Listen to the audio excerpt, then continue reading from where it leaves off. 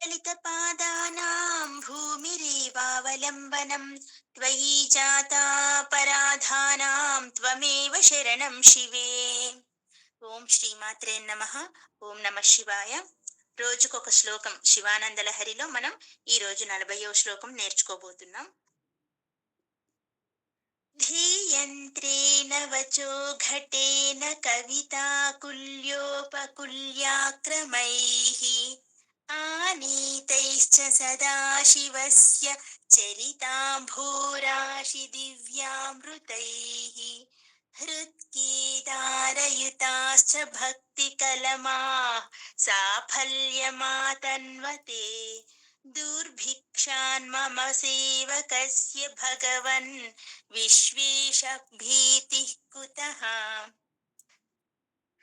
ధీయంత్రేణ వచో ఘటేన కవితాకుల్యోపకుల్యాక్రమైః ఆనీతైశ్చ సదాశివస్య చరితాంభోరాశి దివ్యామృతైః హృత్కేదారయుతాశ్చ భక్తికలమాః సాఫల్యమాతన్వతే దుర్భిక్షాన్ మమ సేవకస్య భగవన్ విశ్వేశ భీతిః కుతః. ఒకసారి మనకు ప్రతి పదానికి అర్థం చూద్దాము. ఈ శ్లోకంలో మనకు ఏం చెప్తున్నారు ఆదిశంకరాచార్యులు? ఎవరి హృదయాలలో అయితే భక్తి సస్యశ్యామలంగా ఉంటుందో అలాంటి భక్తుడికి కరువు అన్న మాటకి తావే లేదు అని చెప్తున్నారు. ఎంత మంచిగా చెప్పారో మనకి ఈ శ్లోకంలో ఆదిశంకరాచార్యులు వారు. చక్కని వరి పంట గురించి, ఆ పొలం గురించి, పిల్ల కాలువల గురించి, అలా మన మనసుని ఎలా మలుచుకోవాలి, అలా మలుచుకున్నప్పుడు ఆ భగవంతుడు తన అనుగ్రహం అనే అమృతాన్ని మనపై కురిపించి ఎలా మనల్ని ముంచెత్తుతారు అని చక్కగా వివరిస్తున్నారు. ఒకసారి ప్రతి పదానికి అర్థం తెలుసుకుందాం. హే భగవన్. భగవన్ నేను ప్రతి ఒక్కరికి చెప్పాను. భగవానుడు అంటే 6 అమోఘమైన లక్షణాలని కలిగి ఉన్నాడు కాబట్టే భగవంతుడయ్యాడు. భగవన్ అంటే షడ్గుణ ఐశ్వర్య సంపన్నుడు. ఓ షడ్గుణ ఐశ్వర్య సంపన్నుడువైన హే భగవన్. హే విశ్వేశ అంటే సకల భువనాధిపతి, అంటే ఈ విశ్వానికి అధిపతి అన్నమాట. కాబట్టి విశ్వేశ అని మనకి ఇక్కడ పలకరిస్తున్నారు భగవంతుణ్ణి. ధీయంత్రేణ అంటే బుద్ధి అనే మూటతో, వచో ఘటేన అంటే వాక్కు చేత, వాక్కు అనే కుండతోటి, కవిత కుల్యోపకుల్యాక్రమైః కవిత్వము అనేది పిల్ల కాలువలంట, ఉపకుల్యైహి అంటే పిల్ల కాలువలు మొదలైనవి. కవిత్వము అనే కాలువలో నుంచి తోడి పిల్ల కాలువల్లోకి పంపించటం. ఇక్కడ ఏం లేదండి. ఏతం అంటే అందరికీ తెలుసు కదా, ఏతం వేసి తోడుతున్నారు నీళ్లు అంటారు కదా. ఒక కర్ర ఉంటుంది, కర్రకి చిన్న కుండ లాంటిది ఉంటుంది కదా, దానిలో నుంచి నీళ్ళు ఇట్లా తోడి పొలాల్లో పక్కన ఉపకాలువల్లోకి పోస్తూ ఉంటారు కదా. దాని గురించే ఇక్కడ చెప్తున్నారు. ఇక్కడ ఏం చెప్తున్నారు? కవిత్వం అనేది కాలువలంట, వాటిని పిల్ల కాలువల్లోకి పంపిస్తున్నారంట. ఆనీతైహి అంటే మన హృదయంలోకి తెచ్చుకుంటున్నాం. మన హృదయము అనే పొలంలోకి తేబడిన సదాశివుని అంటే శివుడి యొక్క చరితాంభోరాశి చరిత్రము అనే జలదిని తెచ్చుకుంటున్నామంట మన మనస్సులోకి. అక్కడేం చేస్తాము? పొలంలో చక్కగా నీళ్లు, కాలువల్లో నీళ్లు తోడి పక్కన పంట పొలాలకి అందిస్తాము. ఇక్కడ ఏం చేస్తున్నాము? కవిత్వం అనే కాలంలో నుంచి మనము దేవుడి యొక్క చరితములు, అంభోరాశి, అంబు అంటే సముద్రము, ఆ సముద్రంలో నుంచి శివుడి యొక్క చరిత్రను, శివుడి యొక్క భావాలను తీసుకొని మొత్తం మనం వాటిని తాగుతున్నాం. దివ్యామృతైహి దివ్యము అంటే అమోఘమైన మంచి నీళ్ల చేత, అమృతం అంటే ఇక్కడ నీళ్లు అని అర్థం, మంచి నీళ్ల చేతను, హృత్కేదారయుతాః హృదయం అనే పొలానికి పంపిస్తున్నాం మనం. భక్తి కలమాహ అప్పుడు అలా పంపించినప్పుడు ఏమవుతుంది? భక్తి అనే వరి పైరులు, సాఫల్యం పంటను ఆతన్వతే పండిస్తున్నాయి.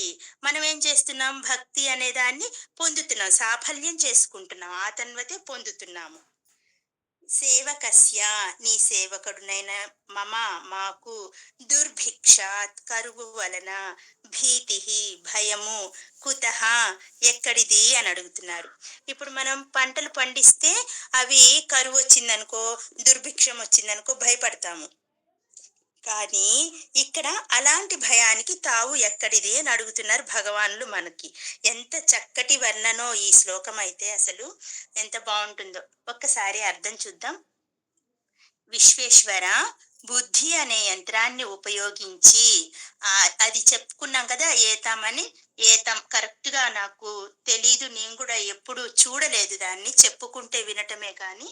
ఆ యంత్రాన్ని ఉపయోగించి నా వాక్కు అనే ఘటముతో, ఘటము అంటే కుండ అని తెలుసు, ఆ కర్రకి కట్టి ఉన్న కుండ కదా, ఆ ఘటముతో చెరువు నుండి కానీ, బావి నుండి కానీ, సముద్రం నుండి కానీ, ఎక్కడి నుండైనా సరే తెచ్చిన నీ చరిత్రము అనే శుద్ధమైన దివ్య జలమును నా హృదయంలోని పంటలపై చల్లాను. అలా చల్లగా ఆ పైరులు ఎంతో ఏపుగా పెరుగుతున్నాయి. అలాంటప్పుడు దుర్భిక్షము కరువు వస్తుందని నాకు చింత ఎక్కడ ఉంటుంది అని అడుగుతున్నారు. అదేంటో కొంచెం వివరంగా మనం తెలుసుకుందామా? ఇక్కడ భగవంతుణ్ణి భగవాన్ అని విశ్లేషించారు ఆయన. ఎందుకలాగా?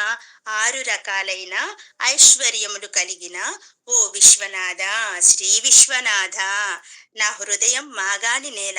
చక్కటి మాగాణి అంటే చక్కటి పండే పంట పొలం కదా. నా హృదయం మాగాణి నేల. దానిలో నిన్నే ఒక పంటగా నేను పండించుకుంటాను. దేవుణ్ణే పంటగా పండించుకోవాలంటే ఇప్పుడు మనం అందరం మన మనస్సులో నీ చరిత్రమనే మహాసముద్రం నుంచి దివ్యమైన అమృతాన్ని తోడి తెచ్చుకుంటాను. అంతే కదా మరి. ఆ సముద్రం మథనం చేస్తేనే కదా ఆ దివ్యమైన అమృతాన్ని తెచ్చుకునేది మనం. ఇక్కడ మనం ఏ సముద్రాన్ని మదించాలి? చక్కగా ఆయన చరిత్రలు, శివ చరిత్ర అనే మహాసముద్రం నుండి దివ్యామృతాన్ని తోడు తెచ్చుకోవాలంట. అప్పుడు ఏం చేయాలి? నా బుద్ధిని తవ్వుకోలగా మారుస్తాను. అంటే ఇక్కడ బుద్ధిని అంట దానిలో నుంచి తవ్వేదానిగా మారుస్తాడంట. ఏతం ఏం చేస్తుంది? కాలువల్లో నీరుని తీసుకొని పంట పొలాల్లోకి వేసినట్టు తవ్వుకోలగా నా బుద్ధిని మారుస్తాను. అప్పుడు హృదయ క్షేత్ర సమీపానికి నిన్ను ప్రవహింప చేసుకుంటాను. అలా నా బుద్ధిని తవ్వుకోలగా మార్చి నా హృదయ క్షేత్ర సమీపానికి నిన్ను ప్రవహింప చేసుకుంటాను. దానికి ఏమి యాడ్ చేస్తాను? నా కవిత్వాన్ని కాలువలుగా, పిల్ల కాలువలుగా చేసి వాటి యందు నీవు ప్రవహించేలాగా చేస్తాను అని అన్నారు. ఈయన కవిత్వంతో కాలువలుగా, పిల్ల కాలువలుగా చేసి వాటి యందు పరమశివుణ్ణి ప్రవహించేలాగా చేస్తారంట. నీ నామాన్ని చెబుతున్న వాక్కులనే కుండ చేత ఆ నీటిని ముంచి నా క్షేత్రాన్ని తడుపుకుంటాను. ఎంత బాగా చెప్తున్నారు అసలు. నీ నామాన్ని చెప్తున్న వాక్కులనే కుండలతో అంట. వాక్కులు అనే ఆయన నామాన్ని మనం చెప్తూ ఉంటాం కదా, అలాంటి మన వాక్కులనే కుండలుగా మలుచుకుంటారంట. ఆ కుండలతో ఆ నీళ్ళన్నింటినీ ముంచి ఈ కవిత్వాన్ని కాలువలుగా ప్రవహింప చేస్తున్నారు కదా, మరి ఆ నీళ్లను ముంచి ఆయన క్షేత్రాన్ని తడుపుకుంటున్నారంట. ఇక్కడ క్షేత్రం అంటే మన శరీరం అని వస్తుంది, పంట పొలం అని కూడా వస్తుంది ఇంకొక అర్థం. నా క్షేత్రాన్ని తడుపుకుంటాను. నీవు నా యందు భక్తి పంటలు పండిస్తుంటే అలా తడుపుకున్నప్పుడు మురిసిపోతారు కదా. మరి ఈయన రాసిన శివానంద లహరి అనే శ్లోకాల్ని చూసి ఆయన మురిసి ఆయన్ని తడిపేశారు కదా, మురిసిపోయి తడిపేశారు చక్కగా గంగని తీసుకొని వచ్చి. అలాగే ఇక్కడ కూడా వివరణ ఇస్తున్నారనమాట. నువ్వు నా యందు భక్తి పంటలు పండిస్తుంటే నేను సాఫల్య సిద్ధిని పొందుతాను. ఎంత మంచి మాటో. అలా చెప్తున్నారు. భక్తి అనే పంటలు దేవుడు పండిస్తాడంట అప్పుడు మన మనస్సుల్లోకి. అప్పుడు నేను పూర్తి స్థాయిలో సాఫల్య సిద్ధిని పొందుతాను. నీవు నియమించకున్న సేవకుడునై రైతుగా జీవనం సాగించుకుంటాను. సమస్త ఐశ్వర్యకారకమైన పంటలు ఇందులోనే పండుతాయి. నీవు దానికి యజమానివి. నేను శ్రామికుణ్ణి. నేను పనిచేసే శ్రామికుణ్ణి. ఇంకా కరువు కాటకాలు ఎక్కడొస్తాయి మనకు? నాకు కరువు కాటకాలు ఏర్పడతాయేమో అన్న భయం నాకస్సలు ఉండదు స్వామి అని చెప్తున్నారు. ఇలా ఈ రకంగా మనకు చక్కగా ఆదిశంకరాచార్యుల వారు ఏం చెప్పారు? మన మన క్షేత్రాన్ని, మన మనస్సుని చక్కగా కేదారంతో పోల్చారు. కేదారం అంటే పంట పొలం, సస్యశ్యామలంగా పండే పంట పొలం. పంట పొలంతో పోల్చి చక్కగా మనం కూడా ఆయన చరిత్రము, ఆయన నామాలు అనే దానితో మన మనస్సుని మన కవితలతో నింపేసుకుంటే, ఆయన్ని తడిపేస్తే ఆయన్ని మనకు భక్తి అనే పంటను ఇస్తారంట. ఇదే మనకు 13 అధ్యాయంలో రెండవ శ్లోకం అనుకుంటానండి. శ్రీ భగవానువాచ ఇదం శరీరం కౌంతేయ క్షేత్రమిత్యభిధీయతే ఏతద్యో వేత్తి తం ప్రాహుః క్షేత్రజ్ఞ ఇతి తద్విదః అని భగవానులు శ్రీకృష్ణుల వారు చెప్పారు. శ్రీ భగవానువాచ, స్వయంగా భగవంతుడే చెప్పాడు. ఏమని? క్షేత్రము అంటే భూమి. అదే ప్రస్తావన ఇక్కడ కూడా ఈయన తీసుకొని వచ్చారు మన ఆదిశంకరాచార్యులు వారు. క్షేత్రము అంటే భూమి, పొలము అని అర్థం వస్తుంది.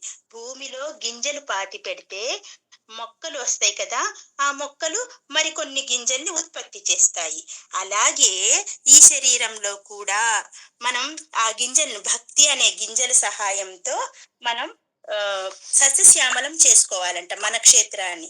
ఆ కారణం చేత ఇక్కడ శరీరాన్ని క్షేత్రం అన్నారు. భక్తి అనే గింజలతో మనం కూడా మన మనస్సుని నాటుకోవాలంట. అలా నాటుకున్నప్పుడు ఈ శరీరం కూడా సస్యశ్యామలంగా పండే క్షేత్రం అవుతుందంట. ఈ శరీరంతో సహా మనం చూచే పదార్థాలన్నీ క్షీణించే, మార్పు చెందే గుణము కలిగి ఉంటాయి. అంతే కదండి. గింజలు చెట్లు వస్తాయి, కొద్ది రోజులకి నశించిపోతాయి. ఆ తర్వాత ఇలా మార్పు చెందుతూ ఉంటాయి కదా. ఇక్కడ గుణాలు మార్పు చెందుతూ ఉంటాయంట. చూడబడేది క్షేత్రం అయితే చూచేది ఎవరు? క్షీణించేది క్షేత్రం అయితే క్షీణించకుండా ఉండేది ఎవరు అని చెప్పి ఈ భగవాను వాచులో ఈ శ్లోకం అత్యంత ప్రసిద్ధమైన శ్లోకం అండి.